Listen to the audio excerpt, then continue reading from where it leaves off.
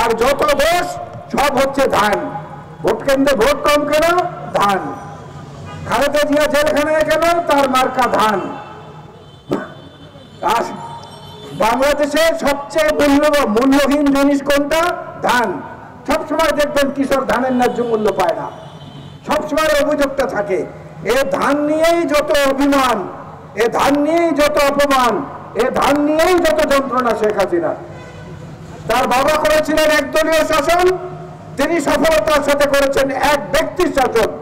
তিনি কখন কোনটা কি করবেন চ্যালেঞ্জ করে বলতে পারি ওবায়দুল কাদের সাহেবও জানেন না, তার কেউ জানেন না তিনি কখন কোনটা কি করবেন। অদৃশ্য হিসেবে যে ইঙ্গিত আসে সেইটা তিনি তখন করেন। আর সব কিছুর জন্য দায়ী হচ্ছে ধান, সব কিছুর জন্য দায়ী হচ্ছে জিয়াউর রহমান, সব কিছুর জন্য দায়ী হচ্ছে বেগম খালেদা জিয়া, সব কিছুর জন্য দায়ী হচ্ছে তারেক রহমান। এইখানে বাঁচাতে গিয়ে মান সব দোষটা পায় যার উপরে, সেটা হচ্ছে ধান। এই ধান নিয়েই বড় যন্ত্রণায় আছে বাংলাদেশের বর্তমান অবৈধ সরকার। আর আজকে সেই ধানের মূল্যের কারণেই বাংলাদেশের মানুষের জীবনে প্রতিনিয়ত একটা না একটা নতুন উপদ্রব নিয়ে সরকার হাজির হচ্ছে। হঠাৎ করে দেখবেন রেলের ভাড়া বাড়ানো হয়ে গেল, কারো কাছে কিছু জিজ্ঞেস করা লাগলো না। হঠাৎ করে দেখবেন তেলের দাম, পেট্রোলের দাম, অক্টেনের দাম বাড়ানো হলো। হঠাৎ করে দেখবেন গ্যাসের দাম বাড়ানো হলো। আগে গণশুনানি হতো, আমরা যেতাম, জ্বালানি কমিশনে আমরা যেতাম, বিএনপির পক্ষ থেকে আমি প্রতিনিধিত্ব করেছি সবসময়। গণশুনানি হতো, আজকে সেই গণশুনানির ব্যবস্থাটাও বন্ধ করে দেওয়া হয়েছে। যখন যেটা মন চায় তখন সেইটা তারা করে মানুষের জীবনে একটা বোঝা, একটা উপদ্রব হিসেবে প্রায় স্থায়ী হতে চলেছে।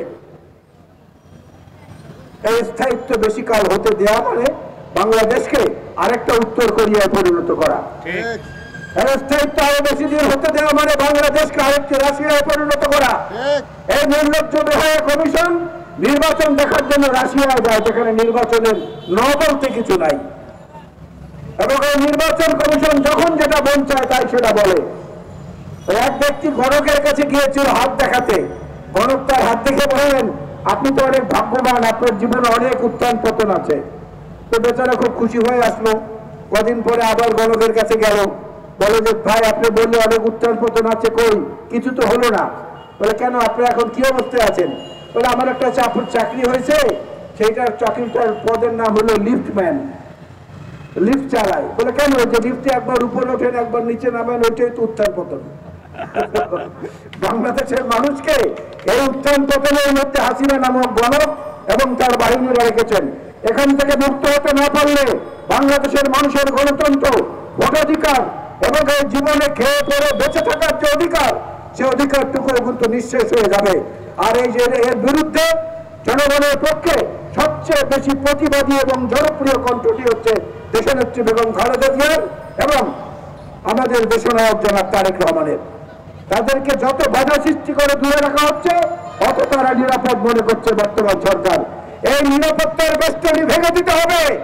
এই নিরাপত্তার বেষ্টনী ভেঙে তাদের প্রতিরক্ষার দুর্গে আঘাত আনতে হবে, না হলে বাংলাদেশের মানুষের জীবনে মুক্তি আসবে না।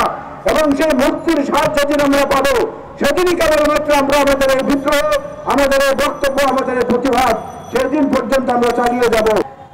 একদিনের মাথায় ঘোষণা দিয়ে টাকার মূল্য 7 টাকা করে কমিয়ে দেওয়া হয়েছে ডলারের সাথে তুলনায়। এইটার প্রভাব যখন বাজারে পড়বে, আজকে যারা একটি পরিবারে 2 টুকরা মাছ আগে খেতেন এক বেলা খাবারে, তারা এখন 1 টুকরা খান। আর এই টাকার অবমূল্যায়নের প্রভাব যখন পড়বে বাজারে, তখন দেখা যাবে একটা মাছ পরিবারের 5 জন সদস্য ভাগ করে খাচ্ছেন।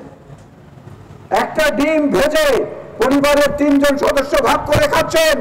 সে অবস্থায় দেশটাকে নিয়ে গেছে।